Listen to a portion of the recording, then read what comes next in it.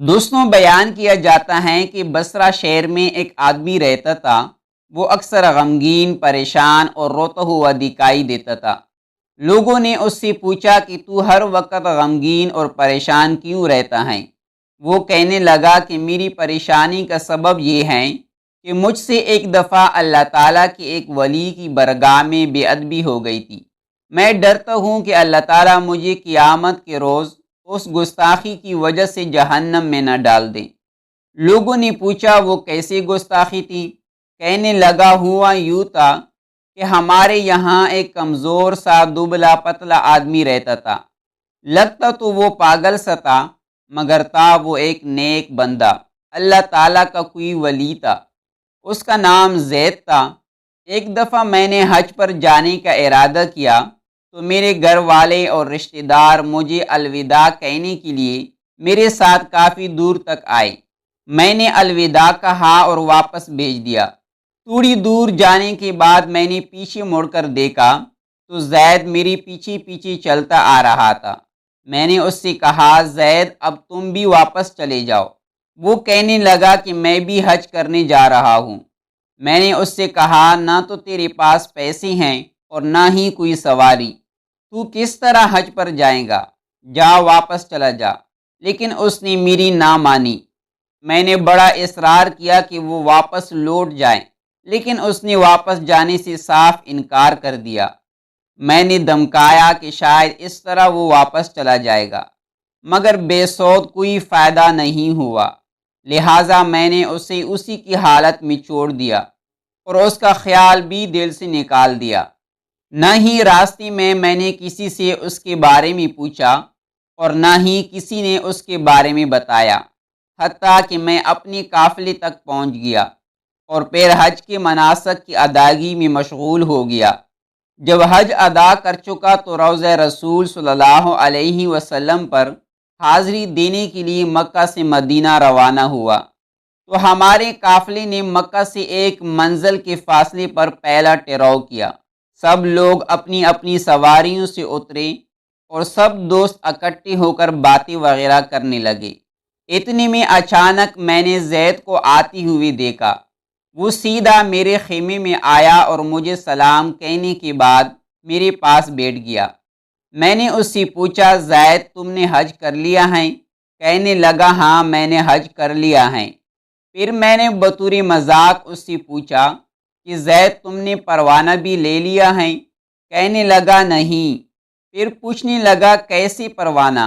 میں نے کہا جو بھی آدمی حج کر لیتا ہے اسے ایک پروانہ دیا جاتا ہے جس میں لکھا ہوا ہوتا ہے کہ فلاں بن فلاں نے حج کر لیا ہے۔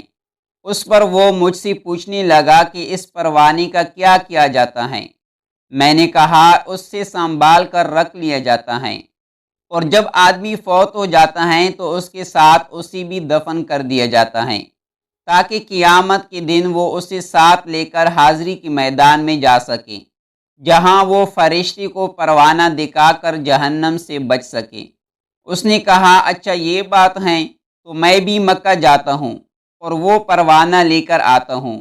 یہ کہہ کر وہ سخت غمگین ہو گیا کہ دیکھو، پروانے بھی صرف امیروں کو ہی دی جاتی ہیں اور غریبوں کو نہیں دی جاتے۔ بہرحال یہ کہہ کر خیمے سے باہر نکل گیا۔ پھر ہم نے اپنا سفر شروع کیا اور مدینہ جا کر حضور اکرم صلی اللہ علیہ وسلم کی روضہ مبارک کی زیارت سے بے چین آنکھوں اور پریشان دل کو ٹھنڈا کیا۔ ایک دن میں اپنے کمرے میں بیٹھا ہوا تھا کہ زائد میرے خیمے میں داخل ہوا اور سلام کر کے میرے پاس بیٹھ گیا۔ میں نے اس سے پوچھا کہ تم کہاں چلے گئے تھے؟ اس نے کہا میں واپس مکہ گیا اور پھر وہاں سے وہ پروانہ لے کر ہی آیا ہوں۔ میں نے کہا تمہاری یہ بات درست ہے؟ اس نے فوراً اپنی جیب میں ہاتھ ڈالا اور ریشم کا ایک کپڑا نکالا۔ میں نے اس جیسا نفیس اور خوبصورت کپڑا پہلے کبھی نہیں دیکھا تھا۔ میں نے اسے کھول کر دیکھا تو اس پر ہرے رنگ کے ساتھ لکھا ہوا تھا کہ اللہ تعالیٰ کی طرف سے زید کے لیے دوزخ کی آگ سے نجات کا پروانہ ہے۔ جب میں نے یہ دیکھا تو ڈر گیا اور خوف سے میرے بدن پر لرز طاری ہو گیا اور تھوڑی دیر بعد مجھ پر بے ہوشی طاری ہو گئی۔ بس جب میں ہوش میں آیا تو میں نے اس سے پوچھا کہ زید تو نے یہ پروانہ کیسے حاصل کیا؟ اس نے بتایا کہ میں تمہارے پاس سے اٹھ کر سیدھا مکہ گیا۔ اس وقت تمام حاجی مکہ سے واپس جا چکے تھے اور حرم شریف لوگوں سے بالکل خالی ہو چکا تھا، لہٰذا میں کعبہ شریف کے پاس گیا اور رب کی بارگاہ میں عرض کی، مولا دنیا کے بادشاہ تو امیروں کو غریبوں پر فضیلت دیتی ہیں کہ امیروں کو انعامت سے نوازتے ہیں اور غریبوں کو قریب بھی نہیں آنے دیتے، لیکن اے زمین و آسمان کے مالک اور بادشاہوں کے بادشاہ، کیا تیرے دروازے پر بھی اسی طرح ہوتا ہے؟ امیروں کو تو سب عطا فرما دیا، لیکن اپنے اس غریب اور مسکین بندے کو محروم کر دیا ہے۔ مجھے بھی قسم ہے کہ میں بھی حرم کے دروازے سے تب ہی باہر نکلوں گا جب تم مجھے پروانہ نجات عطا فرمائے گا، جس طرح تو نے اپنی امیر بندوں کو دیا ہے۔ پھر میں نے ستون کے ساتھ ٹیک لگائی اور سو گیا۔ اچانک میں نے کسی کو کہتے ہوئے سنا، اے زید، لو یہ پروانہ نجات لے لو اور واپس چلے جاؤ۔ اس کے ساتھ ہی میں نے کعبہ کے ستونوں میں سے ایک ہاتھ باہر نکلتے دیکھا، اس کی انگلیوں میں یہ پروانہ موجود تھا۔ میں نے وہ پروانہ پکڑا اور اسے لے کر آ گیا۔ میں زید کی کہانی سن کر بڑا حیران ہوا۔ پھر زید مجھ سے کہنے لگا، بھائی لو میرا پروانہ بھی اپنے پروانے کے ساتھ سنبھال کر رکھ دو، اور جب میں مر جاؤں تو میرے ساتھ دفنا دینا۔ میں نے وہ پروانہ لے لیا اور اسے چوم کر اپنی آنکھوں سے لگایا، سر پر رکھا اور پھر اسے ساتھ لے کر بصرہ میں آ گیا۔ بصرہ میں آ کر میں نے اس پروانے کو ایک ڈبے میں رکھا اور اس ڈبے کو صندوق میں رکھ کر تالا لگایا اور اس پر بھی مور لگا دی۔ میں کبھی کبھار اس پروانے کو صندوق سے نکالتا اور اسے چوم کر آنکھوں پر لگا کر اور اسے پھر اسی صندوق میں واپس رکھ دیتا۔ اس طرح کافی عرصہ گزر گیا اور اسی دوران زید انتقال کر گیا اور لوگوں نے اسے کفن پہنا کر قبرستان میں دفن کر دیا۔ مجھے علم ہوا تو میں بڑا پریشان ہوا اور اپنی کوتاہی بیمورتی پر اپنا آپ کو بڑی ملامت کی۔ پھر ایک دن مجھے پروانہ کا خیال آیا تو میں صندوق کے پاس گیا تو دیکھا اسی طرح تالا لگا ہوا تھا جس طرح میں نے لگایا تھا۔